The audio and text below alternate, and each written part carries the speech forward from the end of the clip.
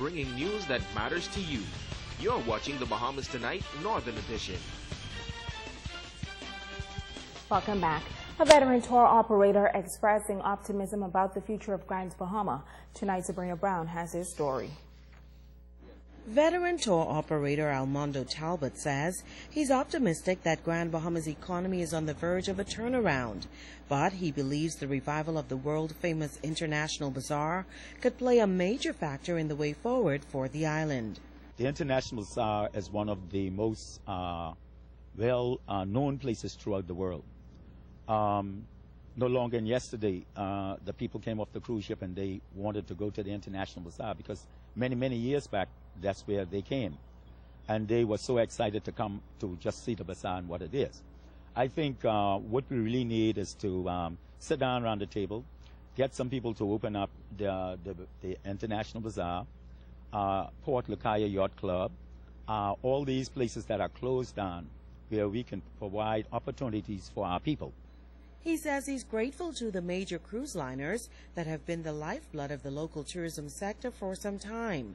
Going forward, he believes good customer service will be a key component in sustaining the tourist business. If you can give that, you always will have return visitors coming back, looking for you, coming back to the island. I think we need to do a little more on that. We need to know how to present ourselves, our body language that need to be corrected. The way we speak to people, the way we present ourselves.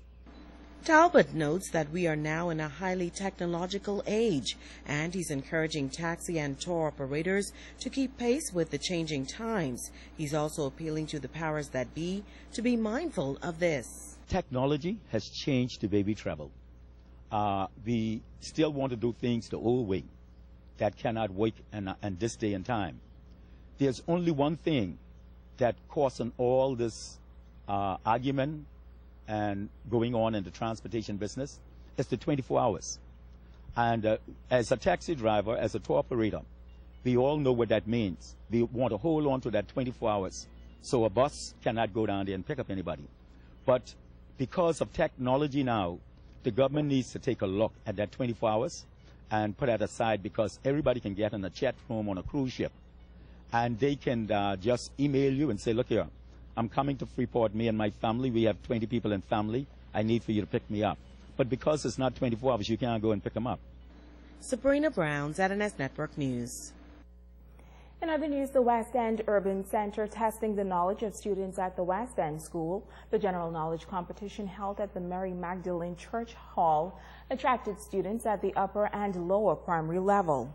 Now, students went head-to-head in the competition that included Bahamian history.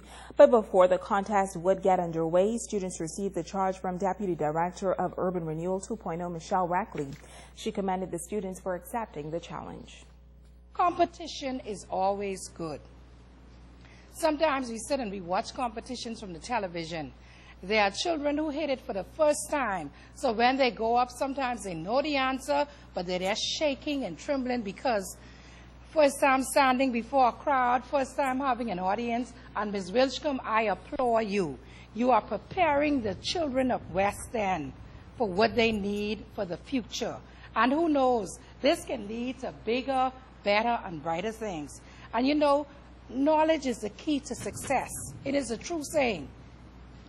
They say without vision, the people perish, but trust me, you have to have knowledge. Now, Rackley says urban renewal is all about building strong communities and transforming lives. And the competition, she notes, is one way to prepare the students for the future. All of you are winners in your own right. And everybody cannot be first, everybody cannot be second. But just the fact of you coming out today, it makes you a winner.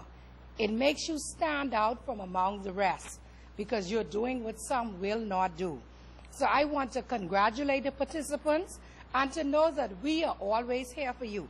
Urban renewal is your shoulder to lean on, and whatever we can do to enhance your knowledge, to widen your understanding, that is what the center is for. Now, when all was said and done in the lower primary level, Ramika Russell took third place, Jaden Russell second, and Lene Wildgoose first. In the higher primary level, Adriel Ferguson was first, Jada Russell second, and Cartier Cooper third. Father's Day may be a few days away, but sixth graders of the Maurice Moore Primary School are getting an early start to the annual observance. The students organized a Daddy's Day celebration, complete with tributes, music, and dance, topped with refreshments. It was a time for students to share a special moment with fathers and the male role models in their lives. Deacon Jeff Hollingsworth was invited to address the event. All factors of our society needs to get involved in helping our young men to build their self-esteem, to build their confidence, and to develop that God-given talent that is deep inside of them. As one of the most talented nations in the world, the Bahamas is. But how do we do this when they don't have fathers in the homes to guide them through that process, where they're struggling to move from childhood to manhood? What is that rite of passage? All of us must step out of our ordinary father's hood in our homes and step into a more widened scope of fatherhood to be father figures to these young men. Deacon Hollingsworth telling the students and fathers in attendance that he understands the challenges students encounter growing up without a father. He urged other male figures to stand in the gap. I'm a prime example of that, where my dad died very early in my life. But thank God for the father figures in my life that I was able to live and attain success in so many areas of my life.